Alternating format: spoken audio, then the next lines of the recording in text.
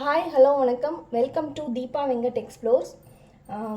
இன்றைக்கி வந்து நம்ம என்ன பார்க்க போகிறோம் அப்படின்னா, ஒரு கிறிஸ்பியான ஸ்நாக்ஸ் தான் நம்ம வந்து பார்க்க போகிறோம். இதுக்கு வந்து நமக்கு வந்து ஃபஸ்ட்டு தேவையானது சாதம். இதை வந்து ஒரு கப்பு வந்து எடுத்துக்கலாம். அது கூட ஒரு 3 பச்சை மிளகா, அது கூட ஒரு 1/4 கப்பு ரவை வந்து சேர்த்துக்கிறேன். இப்போ வந்து மிக்சியில் போட்டு குறைப்பாக கொஞ்சம் அரைச்சி எடுத்துகிட்டு வந்துடலாம்.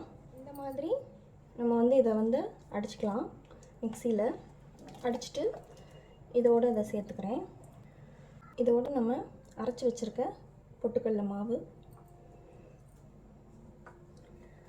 ஒரு 2 கேரட் வந்து திருவி எடுத்து வச்சுருக்கேன், அதையும் இதோடு சேர்த்துக்கலாம். அதோட ஒரு பெரிய சைஸ் ஆனியன் வந்து கட் பண்ணி வச்சுருக்கேன் பொடிசாக, அதையும் இதோடு சேர்த்துக்கலாம்.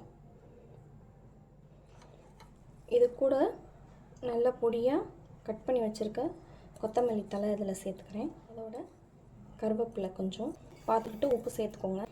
கொஞ்சோண்டு மிளகு சீரகம், பெருங்காயம், இது தூள் பெருங்காயம் இருந்துச்சுன்னா நீங்கள் அதை கூட சேர்த்துக்கலாம். நம்ம வந்து போண்டா போடுற மாதிரி அந்த பதத்துக்கு நம்ம இதை பிசைஞ்சிக்கலாம். உருட்டிட்டு எண்ணெய் வச்சுட்டு கடாயில் எண்ணெய் காஞ்சோன்னு இதை வந்து நம்ம போட்டு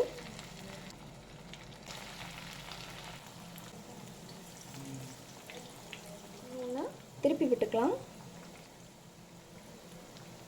2 பக்கமும் திருப்பி விட்டு நல்லா வேக வச்சு இப்போ இதை வந்து ஒரு பிளேட்டில் ட்ரான்ஸ்ஃபர் பண்ணிக்கிறேன்.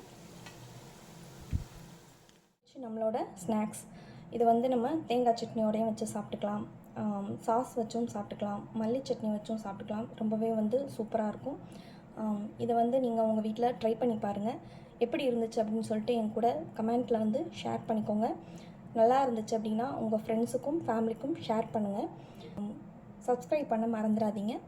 இதே மாதிரி ஒரு அமேசிங்கான வீடியோவோட அடுத்து உங்களை சந்திக்கிறேன்.